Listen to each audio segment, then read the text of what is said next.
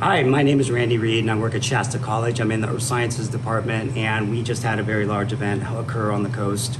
A lot of us felt it, literally rushed out of classrooms. We have a very impressive seismometer in our department here that displays in the hallway. But what I wanted to first describe to you is exactly where the event occurred. This is from the National Earthquake Information Center. It's a USGS facilitated website. They do all kinds of seismic monitoring. We're way over here in Reading, and the event actually happened off the coast of Cape Mendocino. It happened along a fault scarp that trends east-west. This fault scarp comes to the coast. It meets the San Andreas, which trends along here. It also meets the Cascadia system, which trends along here. And that triple junction, where those three fault systems arrive, is called the Mendocino Triple Junction. This particular event happened on one branch of the triple junction, the Mendocino Fracture Zone.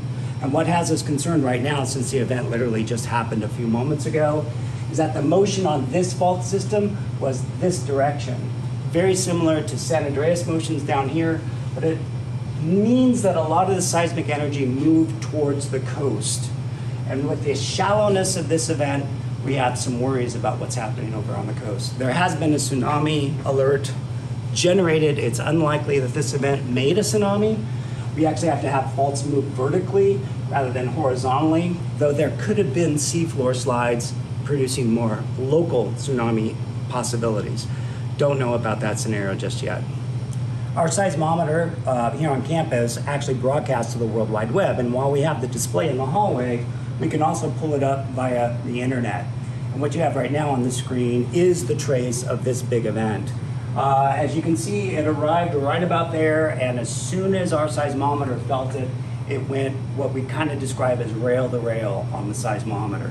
It just painted the entire seismogram black. And so this is literally the big high-frequency shock waves that a lot of people initially felt as that jolt, and then followed shortly thereafter by a bit of a roll. You can see it begins to taper out. We're still recording this event. It's running on to this point. And as I get down to this point, that means an hour's worth of ground shaking has been detected by our seismometer. And it's quite possible we'll end up recording seismic waves from this event across that entire hour. The other thing you can begin to see is that some of the aftershocks are popping in.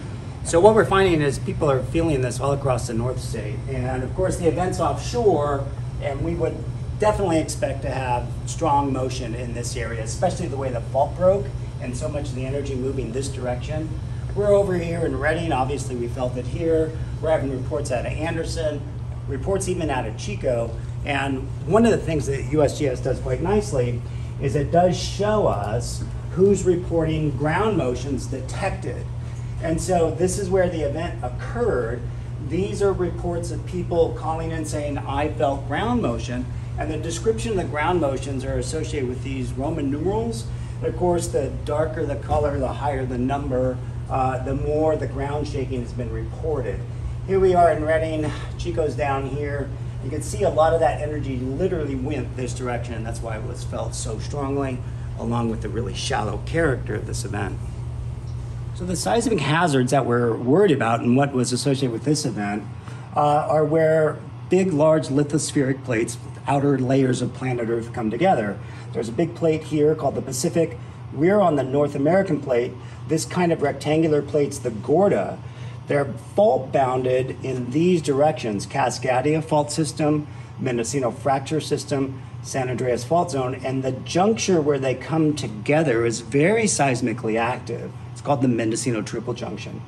Offshore from that juncture, the Mendocino fracture zone extends a couple hundred miles offshore, but our event happened really close to shore.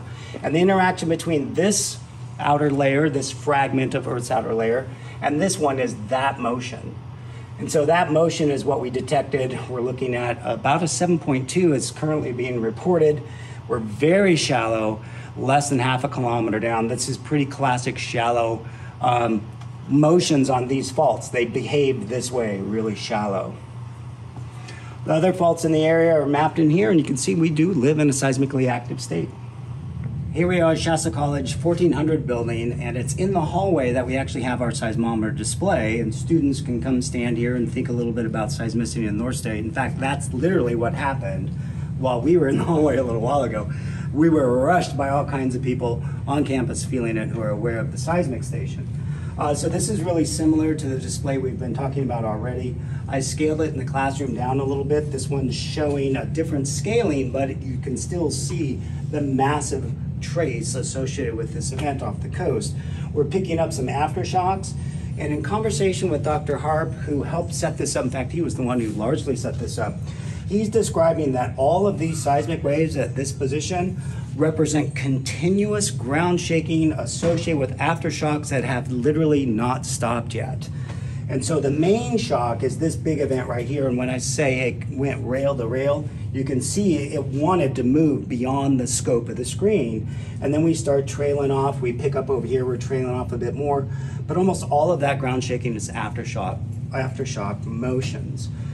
Our seismometer, interestingly, has a prior event, the Ferndale event from, I believe it was January-ish of 2023. This one was much deeper, and it was only a magnitude 6.2. This is about 10 times the ground shaking we're recording right now. And that event actually damaged a lot of facilities and homes in Ferndale area over on the Eel River Basin. We also have a local seismometer in the hallway that detects very high frequency ground motions, whereas this one is more attuned to broadband and longer wavelength motions. But this one picked it up quite dramatically. You can see it's identified here. And you pick up the higher frequency, those really fast moving waves that shook the buildings in this area. It picked it up really nicely, quite well.